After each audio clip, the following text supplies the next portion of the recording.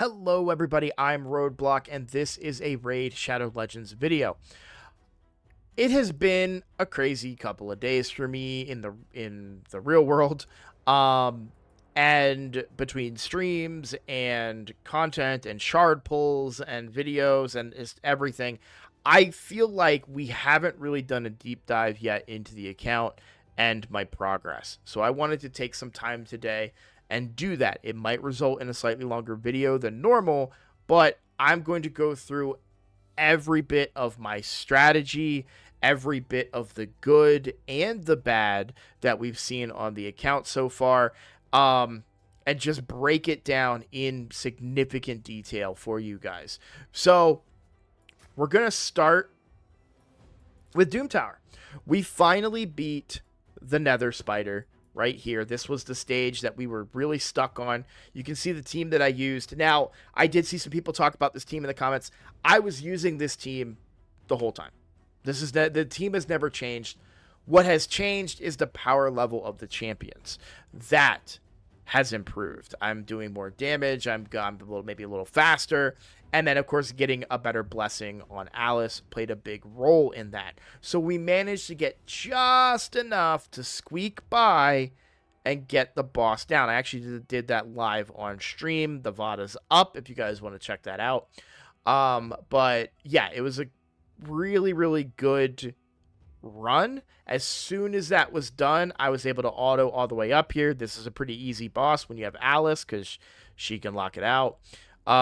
This one was relatively easy. I just kind of turn off all my buffs and I do pretty well because Alice hits pretty hard, and we're going to look at her build in a second here. Now, I am a little nervous about this boss only because I know Bront has been stuck on this boss for a while. I don't know if I'm going to fare any better or worse. We don't know yet, but I do have a provoker in Taragi, which could potentially make a difference here. So we won't be able to know that until tomorrow because I'm out of gold keys, as you can see, right? So we're going to start tomorrow, reset on this guy, and then see if we can keep on moving and catch up to some of the other players. So that's doing pretty good. For clan bosses, we did put 2 keys into Hydra, but we're not trying on those keys. Those keys are simply trash keys just to complete the advanced quest that sometimes pops up.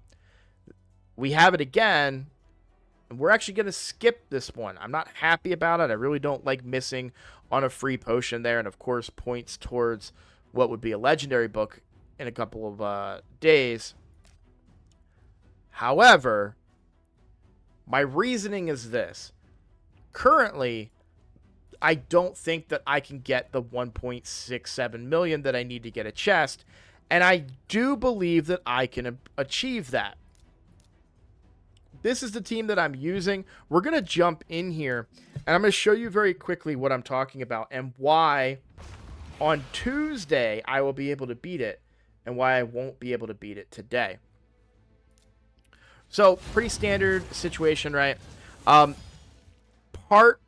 It will take me several attempts, and part of it is to make sure that they don't target Taragi. Now, for those of you that were keen-eyed and saw that Taragi had the intercept buff, you're going to say that's why he has a 50-50 chance that him or Tagore get targeted with the intercept. You're totally right. I don't mind just rerunning it. It's as easy as me pausing, free regroup, and hitting start. So I don't mind that 50-50 chance. Oh, I got unlucky. I'll re-roll it. We'll try again. This time they targeted Tagore. Good for me. Then I go for the provoke. We get the provoke. That's good. So we're going to use the AoE hit here now. The poisons might do a little bit more because we do have the provoke up. Let's try that. Let's do the poisons here. I have found in my testing that I had better luck with the big AoE hit versus the poisons, because as you can see, only one of them landed, and it at this point, well, no, it got 1 tick. So yeah, we got a little bit of damage, but basically I looked at this, right? And the average amount that I was getting from an AoE from Kale versus the poisons, I was getting more damage from the AoE hit from Kale, especially because this guy is usually going to cleanse a big portion of those poisons off, if they land at all. But now we have Morag, which, by the way, hey, I have Morag. She's 60. She's built pretty well. We'll look at that in a second. But this is where the strategy starts. So we'll use Morag to try and hit this head. And we got what we wanted. Kind of. So basically, the Brimstone proc right here is what we're looking for. That is our damage. It's not Alice. It's not Kale. It's not Morag. Our damage is Brimstone. It's all we got. And I've learned this the hard way by testing and testing and testing when I'm waiting for energy to recoup, right? I'm always doing something on this account. So if Brimstone is my only damage, why is this a bad thing that it landed? Well, because Brimstone only goes off when they use an ability that's not their basic skill. If you look at all of these heads, they all only have 2 abilities, which means if I landed Brimstone here and he uses his ability, Brimstone goes off, but then on his next turn, Brimstone is still on him. He A1s, and it doesn't go off. For the Head of Mischief, the Head of Mischief only uses the buff spread if they have buffs to spread.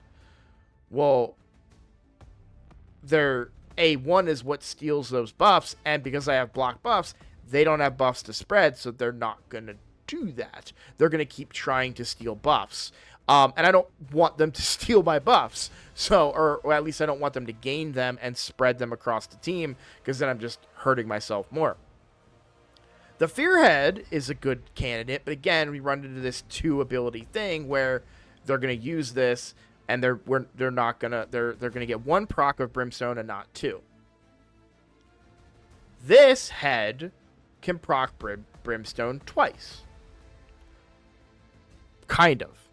Unfortunately, both of these abilities are a cleanse, and my Brimstone is unprotected, which means that it will get cleansed away and completely nullify any of it, because it's not going to go off unless they cleanse it, and if they cleanse it, then it doesn't go off either. So really, my big strategy, and what I was doing last week to get 1.4 million, I almost got it.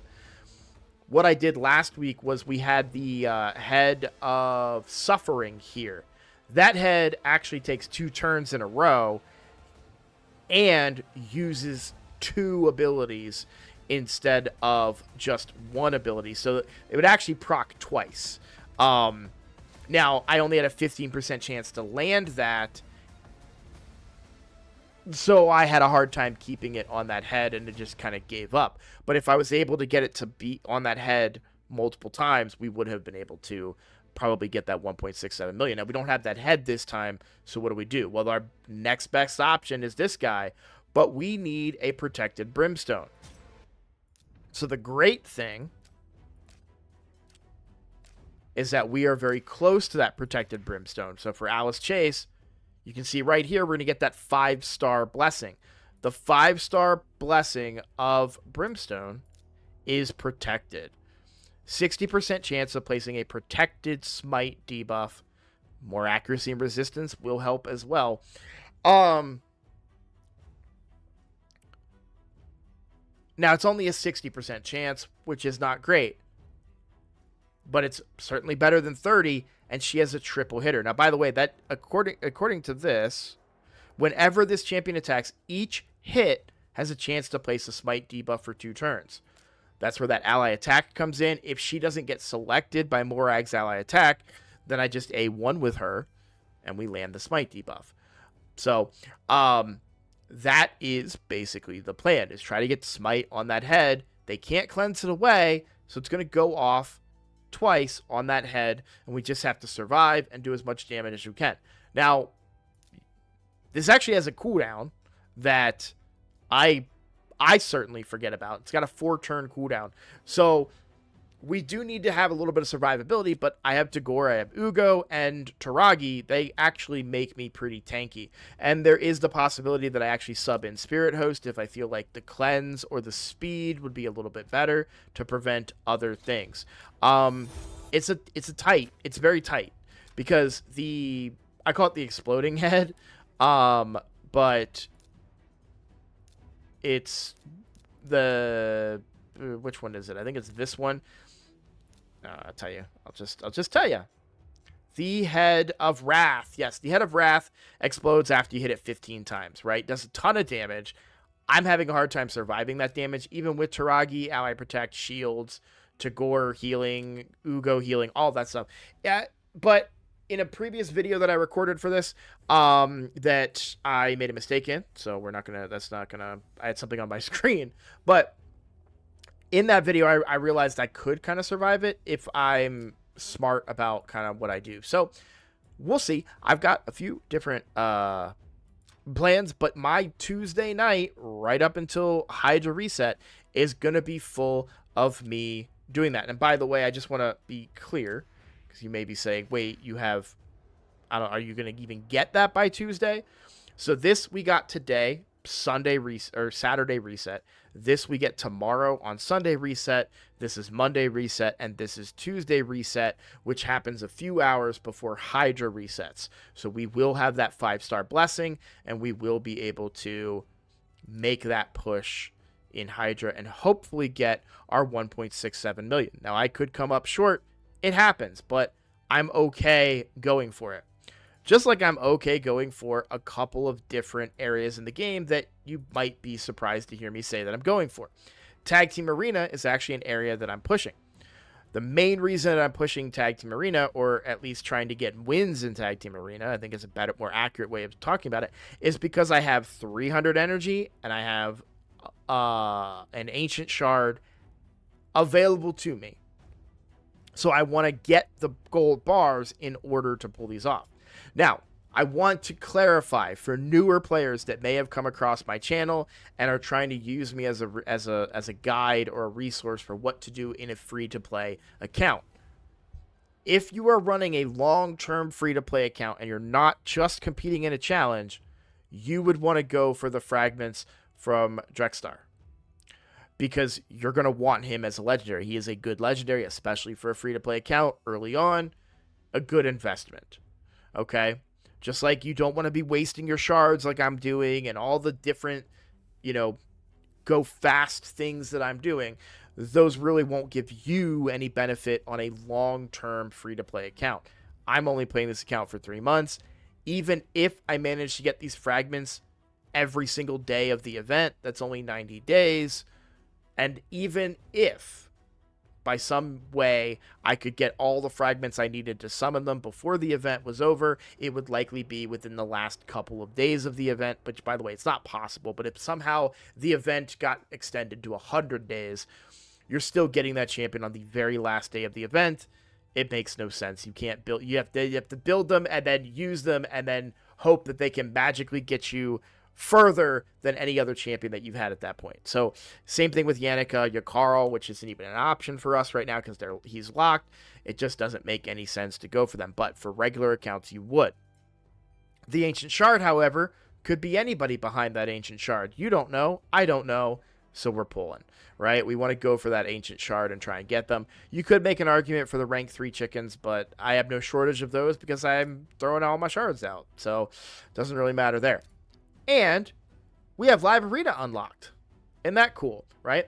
I unlocked this on stream. I can't remember if it was Thursday or Friday, but it doesn't really matter. The bottom line is that we have been doing as many battles as we can.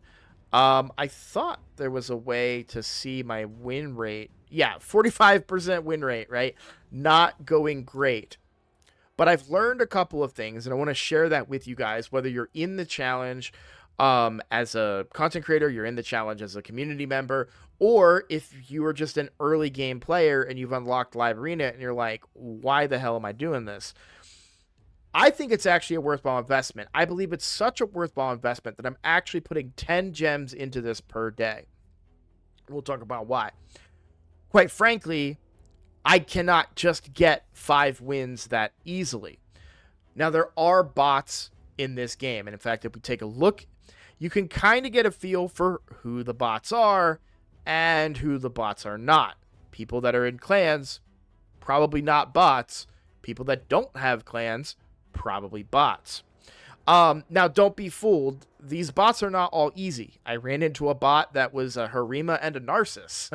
And yeah, that did not go well for me. That's all. I actually did that live on stream, so you guys can go check out the VOD if you want, and you can see me do live arena against them. But the bottom line is that if you can get your even just 3 wins a day is pretty valuable, because 50 energy. Energy is the biggest desired commodity for me right now. More energy means more progression on the account.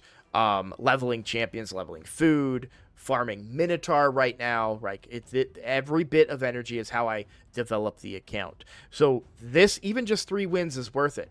But this chest has some pretty decent gear in it. It's got the Impulse and Zeal gear. That's pretty good. But my big thing, this is a long-term investment for me. Long-term in the sense that I could get some primal quartz. Now, is this... Yeah, you can only get 150 a month. It would probably take me a month to be able to get 150 at the rate that at my win rate, and it's only going to get harder as I keep ranking up.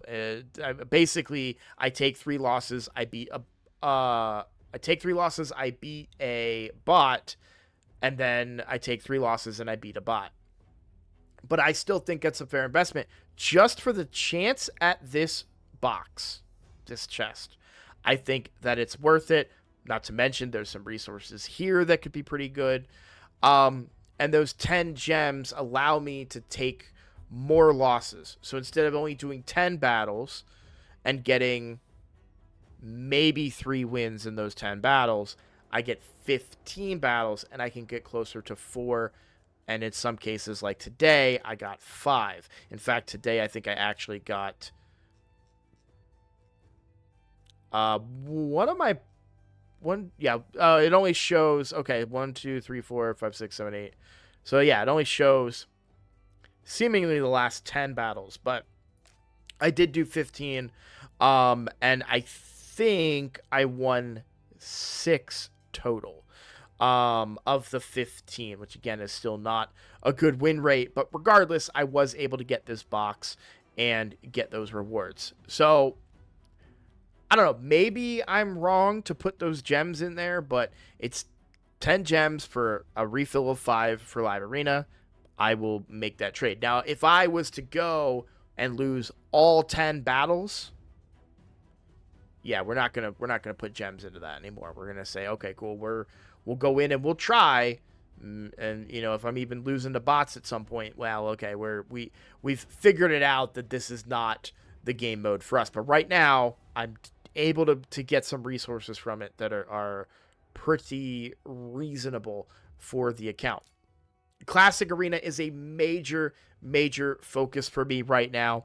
Essentially what I'm doing is taking the battles that look pretty doable for me, just based roughly on their roster. Now there's a chance that this apothecary is incredibly fast and they still get to go first. In this particular case, I managed to beat it, and there you go. So then we refresh, and we look for more easy battles, just trying to get as many wins as we can. Maximize our wins and minimize our losses. If that means that I fight, just as an example, because some of these are actually doable, but if that means I fight 1 battle, and then I don't do any other of these battles, and I wait 15 minutes and come back and then refresh, that is the best approach for me. Now, some of these teams are pretty doable. Like this one seems pretty doable. Relatively low player power and no speed or a lead, which means I get to go first. And we get our hits in. Does Alice get a go? Yes. And there you go. Boom. So, you know, we can get a couple of wins each thing, and then we refresh. But I have to make sure I'm on top of this because my current mission is to upgrade an affinity bonus to level 7. I've talked about this before. This is a stupid mission because they give it to you even before you would reach gold 1, which doesn't make any sense because you need gold 1 in order to rank this up to 7. I've complained about that enough already, but you can see we're already pretty close to getting it to 5. And then we just have 2 more to go after that. So Arena is a big focal point for me, and I need to make sure that I am on top of using all of my tokens, and when all of those are done, making sure I'm also using all of my tag team tokens. So I'm trying to gain as many benefits as I can from Arena. Faction Wars as well has been a big area of progress, with Shadowkin in particular, because we actually have, oh shoot, I can't show you. I'll show you this way. Look at my roster, and we can do faction Shadowkin. So I actually have a team of 4 here. I'm using both the Taragis, and it's really funny because they do a lot of damage. Even though he's only level 4 and has no gear, he still does a bunch of damage because even with the resistances and everything considered, he still actually does land the poison. Not a lot, but every now and then. If you don't know what I mean by poison, his passive is that when he gets attacked, he has a chance to land a poison. So between his poison and the main Taragi's poison, we're actually doing some pretty good damage. And you can see we managed to get through the boss fight, which for most of my factions, I cannot get past the boss fight. But on Shadowkin, I did get past it, and we're down here on stage 11. I managed to get to stage 11 and was out of keys to continue any further. I only had 2 keys left, so I had to go back up and do stage 9 again. So I actually might still be able to progress even to stage 12. The perfect world would be to progress to stage 13, so we have a chance at the legendary materials instead of just the epic materials, and then we can craft more gear from the forge. I've been slacking on my crafting a little bit, mainly because I'm looking for those legendary materials, but I might be a little bit too greedy when it comes to that, if I'm honest. I will say that for the gear like Bloodthirst and Guardian gear, I will go ahead and craft this stuff, especially the Guardian gear. I really don't want any 4-star gear right now, if I'm honest with you guys. I would much rather get 5-star pieces, but in fact, I'm probably just going to sell the 4-star gear. Even though that set is so good, it's really hard for me to take a 4-star piece right now, because I'm quite... Okay, I'll keep that one. But to be quite honest with you guys, I'm getting the speed and the stats that I want, and sometimes when you try to force these sets in, you really hurt yourself, or it's possible to hurt yourself. That had speed on it, so we'll keep it. But you know, you may make a champion weaker even though you think you're making them stronger because you put them in a good set. So Guardian is amazing, and I really want to use it, especially for clan boss, especially with how tanky my team is. It would be good on champions like not Taragi, I suppose, but like my Ugo, even Morag, I could see an argument, but again, I want Morag to also do damage, so there's a lot of trade-offs there. So Tagore, I think it would be pretty good on, but we're working on it. We're working on it. The big issue that I have is that even being able to farm at the higher levels of difficulty, where's the reward info? Here it is. So, I mean, the best I can get right now is epic rewards, and even being able to farm the Celestial Griffin, it's just hard to do because I have to manual the fight, and that's a lot of resources, unfortunately. So I don't really want to spend I'm sorry, that's a lot of my time. I don't really want to do a manual 5-minute run on Griffin 10 times, and setting the auto stuff, it's not gonna get me the victory.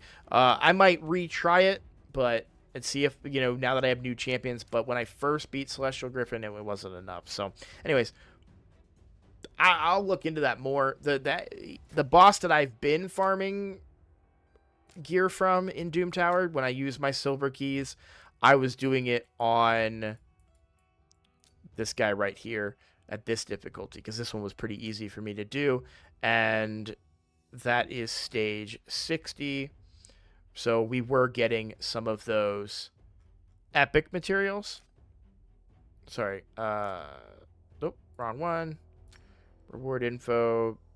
Yeah, we were getting the epic materials right here. So if I can beat that magma dragon on the next difficulty level, that may be where I farm, because that gear is kind of interesting. So that's the fatal gear.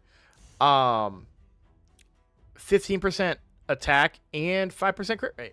Extra 5% crit rates come in pretty handy. It's not a set that I'm going to be like super excited about, but I mean, I'm not going to say no to some extra crit rate, especially on attack-based nukers. So you never know where it might land. Bloodthirst is another set that I'd like to go off. Basically, this is a extra crit rate lifesteal set. And then, of course, Guardian. By the way, if you don't know what Guardian does, let's go over that a little bit. Where it absorbs 10% of all damage dealt to ally champions and heals by 10% every turn. So if you were to build a whole team of, like if I had this on my Taragi and not my Taragi.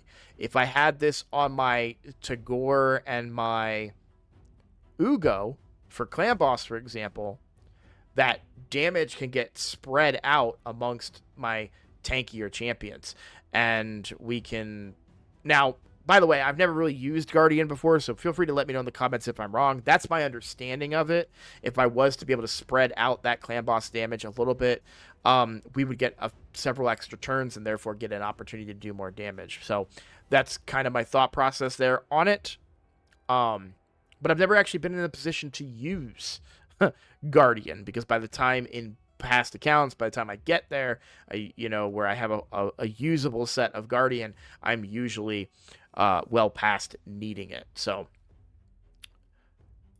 but I've heard it's good, so that's partly a strategy that I'm going with, and we'll see what happens when we put it into practice, of course, because I do like to do a lot of testing, and we can just test and see, okay, am I right about this or am I wrong? We'll figure that out as we go. So we talked about... Oh, we are going to be doing Siege in a couple of days. I did put my teams in here. I don't know. I'm hopeful that we might be able to sneak some wins off the back of Neva, who, by the way, I'm not familiar with them. I don't know if I said that correctly, so feel free to let me know in the comments. But, I mean, they've got a Harima, so, but I feel like they're pretty strong. Hopefully, nobody that would face our clan in Siege will be able to pass a Harima, is pretty much my hope, because I don't think my team is going to hold up all that well. Let's see.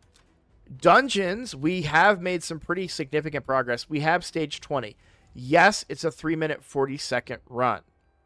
Yes, I am going to farm it on stage 20, even though it's a 3-minute 40-second run. I don't really care.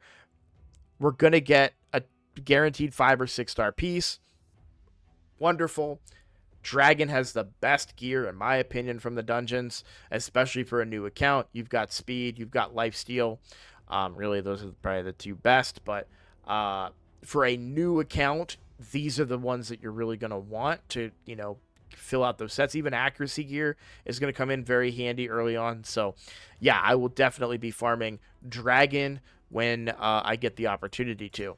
Spider's Den, because we are on that mission, so we've already done 13 or higher, but we still farm on stage 10, by the way. I think I talked about that in another video.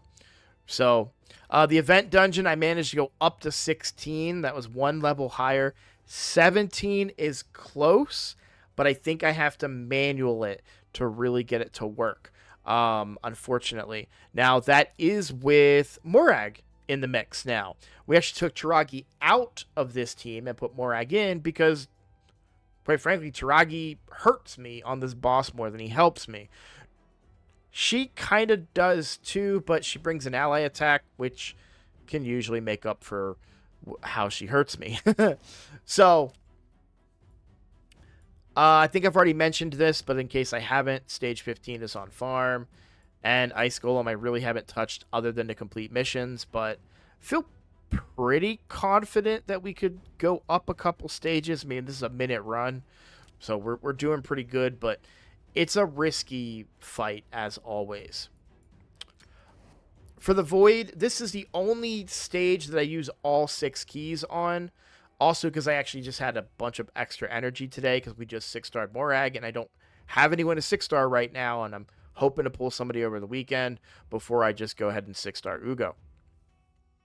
So, stage 5 was good. Stage 6 was not even close, although I might consider retrying it.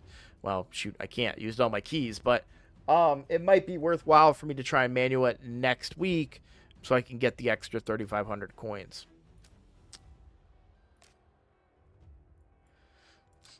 I haven't done anything else in Nightmare Campaign in a while. Probably gonna do a whole bunch more once we get that full blessing on. In fact, we're probably ready to do it right now on Alice. Let's just take a look. Let's just try here. I am not super hopeful about this, by the way. I want to be clear that this is probably not going to work, but let's go ahead and try and see. It's a little bit of a waste of energy, but if it works, then it's not a waste of energy, right? I was really hoping that she would have the power now with that 4-star blessing to get those kills there. Unfortunately, I don't think she is really where she needs to be. I really thought we would be able to get the kill there. We'll keep trying here. I don't. Well, you know what? I will use this now because I know I'm going to be in kind of an A1 battle with Romero here for a bit. So let's just go ahead and heal ourselves up. So she's going to have her work cut out for her with Romero. We're just going to A1 him down. And then when we kill him, we'll get our cooldown back that way. We're not super happy that Ugo is getting so low. This is the hard part. These abysses hit really hard. And we don't always lock them out because of weak hits and such things. Now, there's a chance. I don't think that... well, I don't know if I can... Let me see if I can kill this one. Nah, not with a weak hit. Certainly not with a weak hit.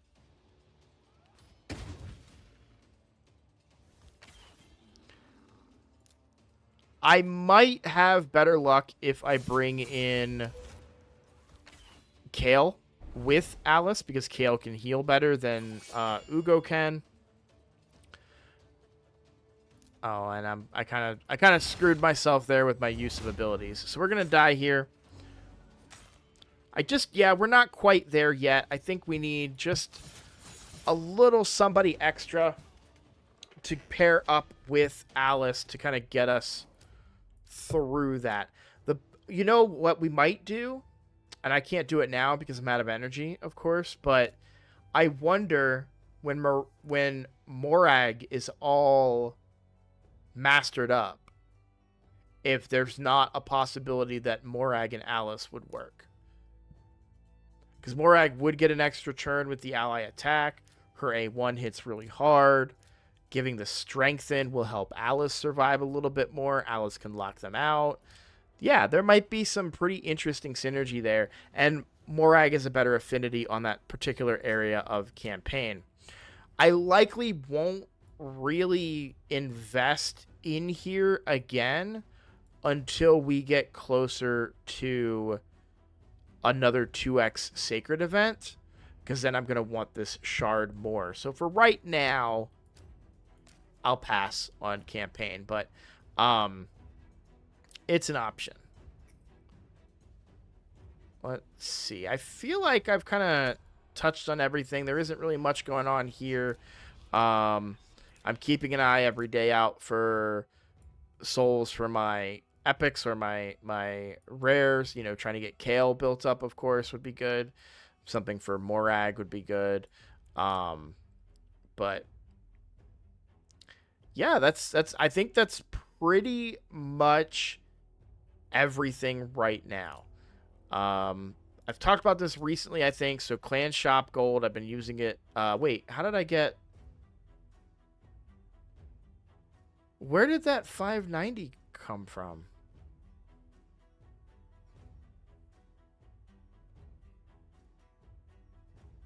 Oh, Chimera. I didn't even realize. Okay, well that's good. That's pretty good news because that means that I can go ahead and buy this remaining energy and maybe even some of the accessories, to be completely honest. Maybe give that a shot and see if we can land something there. I do not believe the silver is the best investment. We might, if we have any left over, we might go for it. But the energy is the best investment. We want that energy while we have access to it. So we can use that energy to try and push a little bit further somewhere in the game. Now, one thing I'm not currently doing is pushing just for points. And there's nothing wrong with that, but you'll see like my Arcane Keep is still only stage 16. With my current roster, I could probably do stage 20. I just haven't needed to push it yet. So I haven't. Likewise with the Void Keep, I could probably push a lot further with my current team, but the necessity isn't there, and I would rather focus on points later and just developing the account right now. So there are areas of the game that I'm currently lacking on as far as points. A big part of it was, of course, Doom Tower. But I think if I'm able to keep up the pace that I'm going at, even in Tag Team Arena, that's going to help me. But I really need to rank up in Live Arena. So I have got to stay on top of this and keep pushing at every opportunity so that we can get this account into higher levels of gold. I'm going to have harder fights up there, but I'm also going to find these single player teams. Or single character teams. So we just got to, be smart about it and approach it in the right way. I hope you guys enjoyed this video. I hope that this helped kind of give you guys an insight into the way that I'm thinking and the approach that I'm taking. I am still YOLOing shards. Obviously, this is not the best approach, but it's more fun, and I think it will be beneficial to me to get potentially a good champion early. I did want to mention one last thing. I'm so sorry, guys. We did pull an epic from a shard recently, and we got Duck the Pierced. So, great champion. Would love to be able to get more value out of him. Books is a thing. And the main problem that I have is while I do get decreased defense and decreased attack on 100% chance, this is a Magic Affinity champion. And I feel like in most cases, I would rather bring Ugo for the extra healing off of this A3 than I would want to bring Duck the Pierced, and I'm specifically talking about Clan Boss. Now, the decreased accuracy, I don't really know if that plays a role in the Clan Boss or not. And there is a provoke with unkillable and reflect damage. Mostly it's the decreased defense and decreased attack that I'm looking at. And truth be told, this is better for Clan Boss than what Ugo brings, but it's the rest of the kit that I find lacking, because if I don't bring... I'm already trying to take Tagore out for Morag. If I then take Ugo out for Duck, and by the way, I have zero clue the proper pronunciation, so we're going with Duck. I have to put a lot of books into this guy to get the value, I feel like, out of even a chance at decreased attack with the decreased defense. And then if the affinity is wrong, I'm going to weak hit. So right now,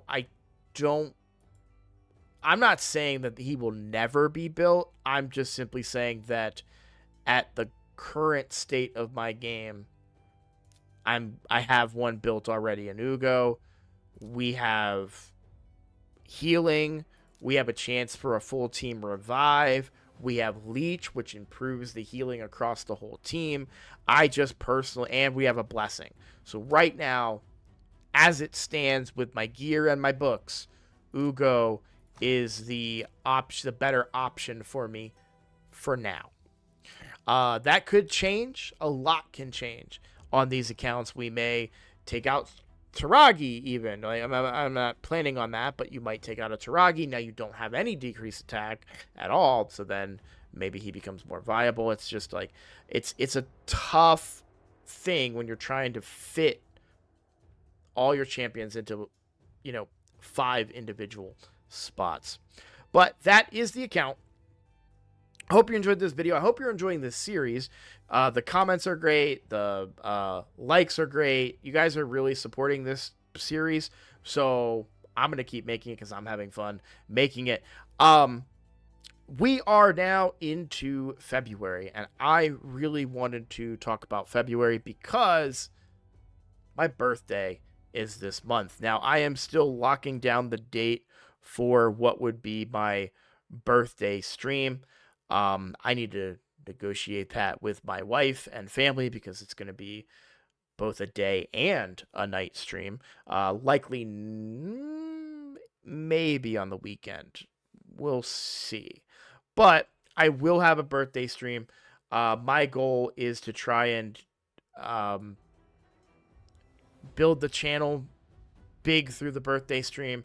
And I am coming up with ideas for what's the words? Not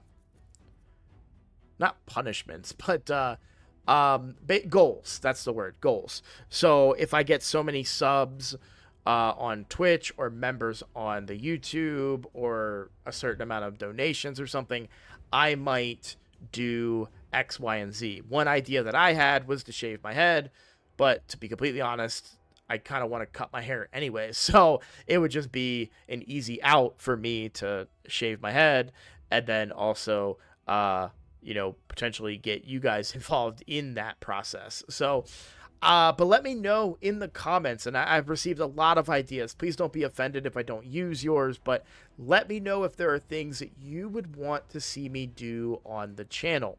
One of the ideas that I'm floating around is if we hit a certain goal, I might do another free-to-play series when this one is over.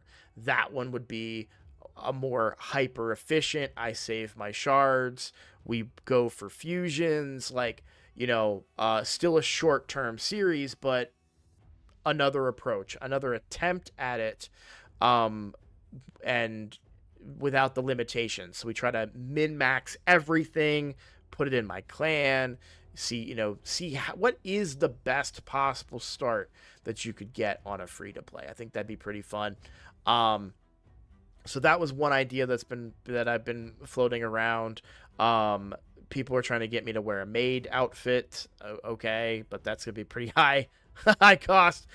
So if you have any ideas that you'd like to see me do, whether they're raid related, whether they're related to other games, who knows? Let me know in the comments. And once I lock down that date, I would love it if you guys could come hang out for the live streams. I'll do one during the day and one in the evening time for me. So those should be a lot of fun, and I'm looking forward to them. Thank you all so much for all the support. Thank you for watching. If you're new here, please consider subscribing so you can, of course, see when that live stream is, but also so it supports me. It helps me get one step closer to my dream of making content creation on YouTube for video games. So if you want to help me achieve that dream, the best way to do it is to click subscribe. Thanks for watching, everybody. I will see you all in the next video. Take care.